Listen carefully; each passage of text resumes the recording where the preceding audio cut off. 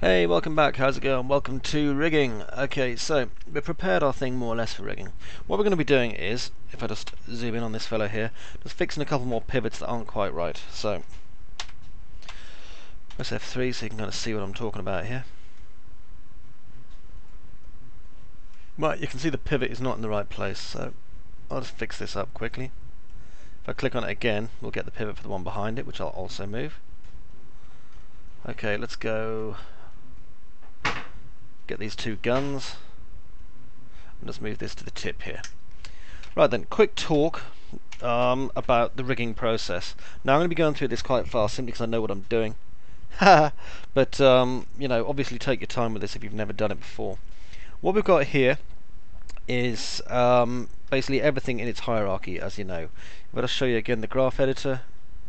Let me see, just get our new track view out. You can see everything's all linked up the way it should be. So these are the guns, these are the legs. Hell, they even look like legs, you know. Now, normally if I was doing a bit of rigging, I might just, you know, stick some history independent IK in here, or maybe, you know, history dependent if I was feeling a bit insane. In this one we've got to use a selection of inverse kinematics, which is where, you know, we can get the end toe here and waggle it and everything will move. Forward kinematics, where basically we travel down the chain the old-fashioned way, as it were. I'll turn off effect pivot, you know, literally kind of manual posing. History independent IK, which is the stuff I usually use because it's very low on calculations, and history dependent IK. And the reason we're using all four is we've got sliding joints, and sliding joints really only work best with history dependent. We've got the arms, and I don't see the point in wasting the calculations, so I'll use history independent for those because it will make it slightly smoother anyway. The hips, I'm just going to stick history independent on. I mean, I'm just going to use forward kinematics on these. I'm not even going to rig these. Same goes with the top of the head here. I don't see the point in moving that either. It's all linked together, so there's no point. I'm not creating a rig. I think I may have said this. I'm not creating an actual rig handling devices like dummies and splines and things, simply because they won't go into Unreal Tournament. Okay, so we've pretty much explained what we're doing here. Now, a couple of things. Firstly, I'm not going to rig from here to here. Reason being, if I rig from here all the way down to here, we have a problem in the way that the elbow is going to work. Okay, if we've got a 3-point elbow, then it's automatically going to assume this is the ball socket. Well, it's not going to assume, but it's going to work it out as this being the ball socket, this being the elbow, and this being the actual end of the arm. If we put this one in, we're going to have to limit it because, of course, if you look, we've got this up-down thing here going on. And when we start restricting it only to this axis, we're going to get a lot of popping at the end here. So it's a lot easier just doing it from this piece here. And I'll show you quickly what I mean. So if I select this one, animation IK, history independent, remember, clip it here. Now at the minute, lovely and smooth, yeah, but of course it is. This is popping out of its socket. If I go over here to my IK and limit this by, let me see, what's that axis there? X axis only. Now, obviously the movement's more limited, but the problem is that it's like real limited. It's not even really using that ball joint there. You see what I mean? So we wanted to use the ball joint, and we can just manually use this if we want to make it kind of shrug its shoulders and stuff. So easiest thing to do, just grab this IK over here and just delete it. Now it's gone. Now I'm going to rebuild the IK, animation IK solver history independent, and come to the tip of the gun just here. Now this means I can, if you look, I've got this panel opened up over here, IK, I can now start working out things like rotational joint limits. And this is useful because it means that we're not going to have it intersecting the geometry. So have it all active, have it all limited, and now I can set my limitation of movement. Okay, I'll turn off these for the moment, hang on, until I've got them set up, otherwise it's going to end up sticking to itself. So from 2, let's see, I'll set up the 2 first. So that's the 2. And this will be the from. See? So there we go, 66 to 106, limited. Next, this one. Let's have, you know, it can point straight down like that, or it can point up a bit. That way it won't clip through the top there. Click limited. And again, that -20 to +20 should do it. I mean, even then, that's a little bit too much. So now, if I just grab this, you can see it's moving our ball joint, but when it reaches its limits, it doesn't go any further, yeah? And if you look, another thing is I don't even really need to limit this piece because it's already limiting itself anyway. I will anyway, I suppose, just for the sheer, fact that I probably should. Tends to pop a bit if you do though. I've probably limited up the wrong axis, hang on.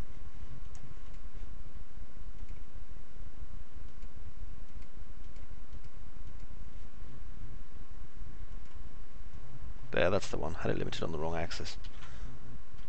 Okay, so this is useful if we're going to make, firing or whatever. Just bring it down, move it around, etc, etc. Okay, so we're going to do the same over here. And this won't take us a minute because I've already shown you how to do it. So just watch and I'll do it again.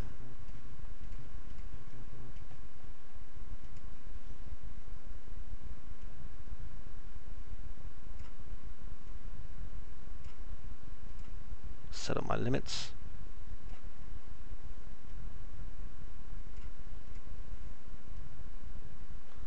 Again, -20 to +20.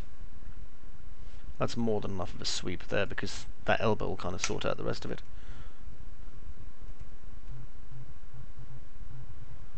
Okay, that's fine. Let's just look at this elbow here.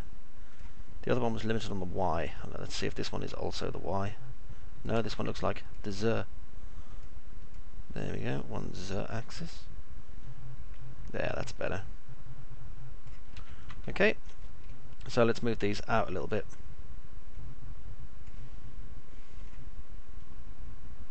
Okay, get them into a nice position. Now what I mean by forward kinematics is that, everything can be driven by this. You'll see the difference. If I move this, see? Rah! And so on, see? Probably looks slightly better if I do it that way. Rah! Anyway, what we're going to do now is look at history dependent IK, which we're going to run down the legs. Now these use a lot more calculations than history dependent, and so they're very much a legacy thing, 3dsmax version 3 or 4. People don't often use them, however, they are good for mechanical because you can use sliding joints. I shall show you. Okay, so animation IK solver, history dependent solver. I'm going to go down to this foot here.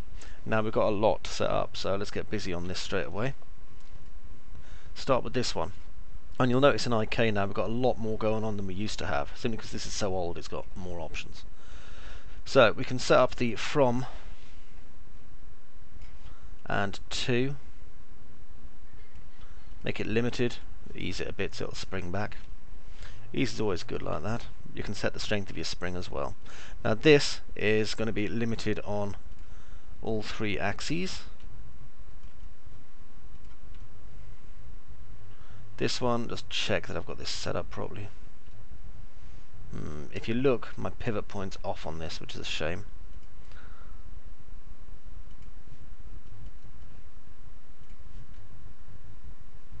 I think what I'll do is I'll rotate it from the top part rather than from this pivot, so I'm going to null all the angle. I'm going to basically make it null movement on this.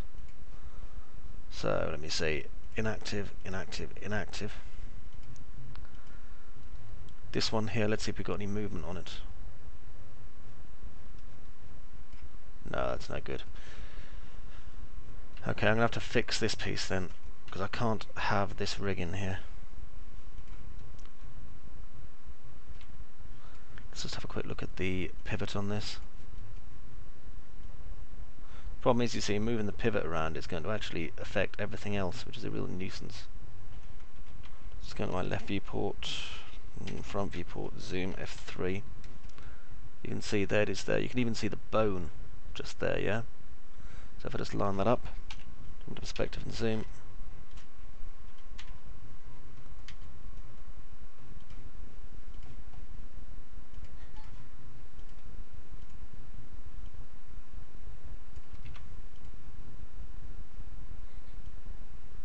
Just move that in there.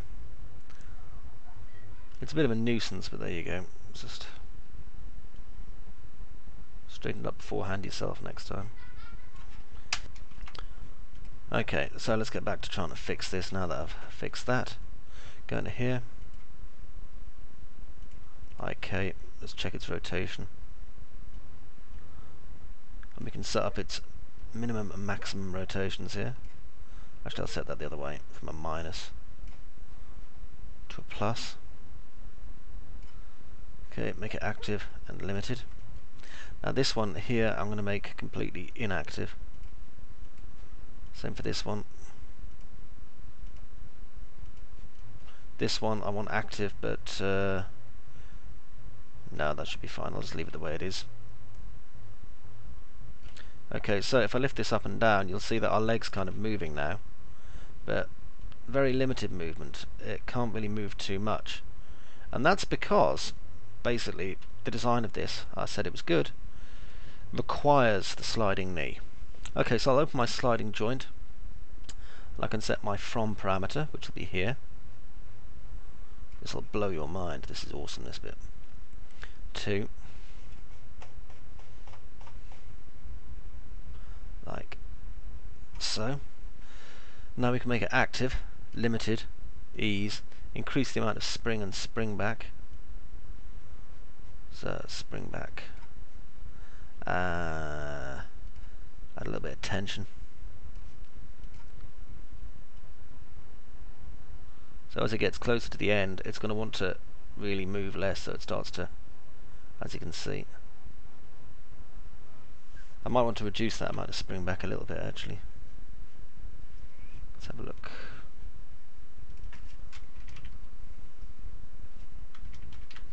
There we go, just reduce the tension a bit.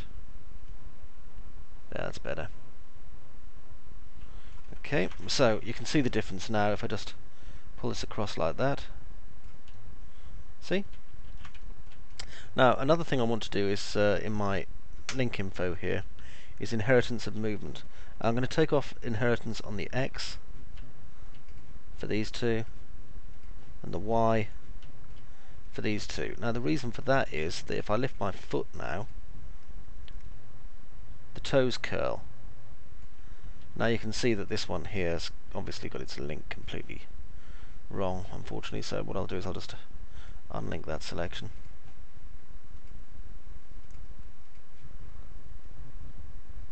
Stick it in the right area like that.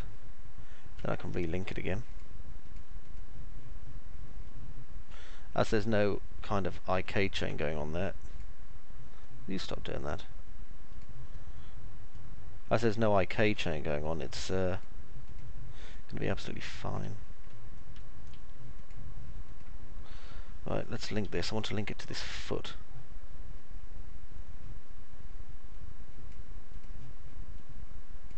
There, that's better. Now if we look, when I lift the foot up, turn effect pivot off, there. See, so when I put the foot down, the toes prepare for the foot actually coming down. When I'm moving at one side and so on, okay? Bit rough and ready in places, but it's going to work okay. I can also affect this hip. That way I can limit its movement. So, let's see, from... Oh, it's a sliding joint, isn't it? Quite funny, but no, don't use sliding joints now. From there to about here. Here. To about here.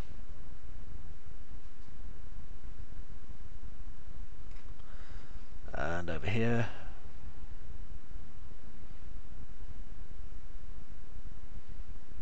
To round about here.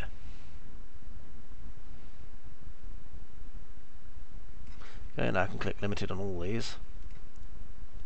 And now the hip won't basically the hip won't pop out when we do stuff.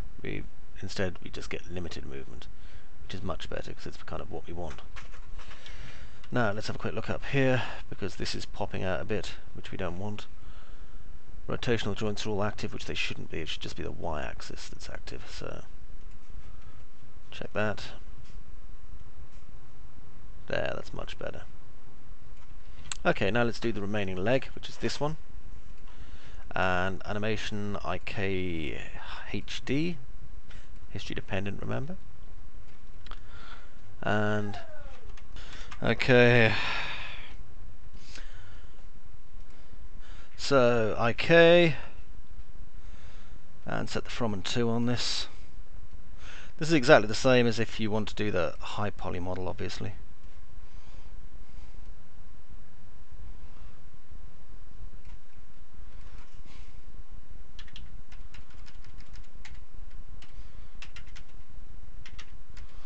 There we go. Limit all these. Come over here to this one. Turn off X and Z. And then limit these back and forwards like that. Now over here I'm going to completely limit this. Same again with this one. It's interesting, this one seems to be a little bit out, which could be part of the rigging. Move it in just a little bit.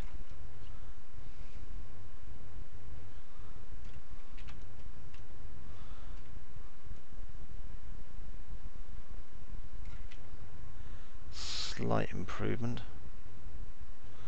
Right, turn off the axis here. For this one, I'm only going to have the y-axis available, I think. At -20 to +20 should do it. Maybe +40 for the hell of it. So it swings right out. This one, turn off any rotational joints, like so. Okay, now we can turn the sliding axis on here. So that's the Z. From there up to here. Okay, make it spring back. And that's at 0.1 with 0.25, so that'll do. There we go, so it'll spring back a bit. Now go all the way down here, and we're going to change the link info on these. Take the rotation off on the X's and the Y's. The trees, there we go.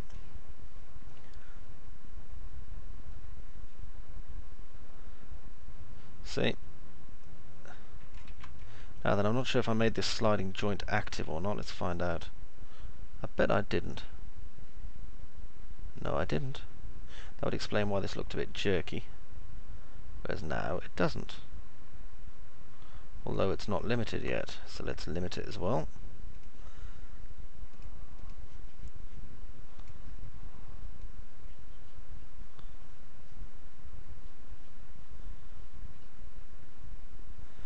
You can see what happens when we move it too far. We have got joint limitations on, but these are mainly so that we can see ourselves where the problems are going to be. Okay, so with that done, what we can also do is we could take off any rotation on this so that the head always moves independently. That's easy enough to do. Just remove all rotation limitations from this. Okay, so now if we were to move this, for example, just barrel it forward, you notice the head stays still. Obviously it's doing that mad funky thing with the hips there. Staying live, which is pretty funky. If you want to change the way it does those with the hips, you can just move the pivot down. If it actually pivots directly where the hips are, then it's not going to do that. So that's entirely up to you. I don't think, however, while it's rigged up, I'm going to be able to do that. Let's have a look. It's been a while, and I'm willing to bet that I can't. Yep, definitely can't. That's a shame. Would have liked to have done that. But you know how it is. Whee! Now we can look. Booyaka, yeah, yeah, yeah, baby. I made a Barry White mech. Oh yeah, yeah, yeah. Wiggle them hips. What am I doing? I have no idea. The thing is, of course, the movement on this one is independent to the bottom one, so you can swing the hips up this way and make it come down like that, and so on. Remember as well, because of the FK, we can move these guys over here like this and like this, and of course ease it back. Oh yeah, coming down. Some fun. And don't forget, of course, we can stick our texture back on it if I've kept it here. Here it is. Bam. So there we go. That is our rigged and raring to go Ed 209, which is, as I recall, inverse kinematics, forward kinematics, history independent IK, and just some manual pushes, and not a single actual control rig inside. Hope you enjoyed that. See you in the next part. Bye bye for now.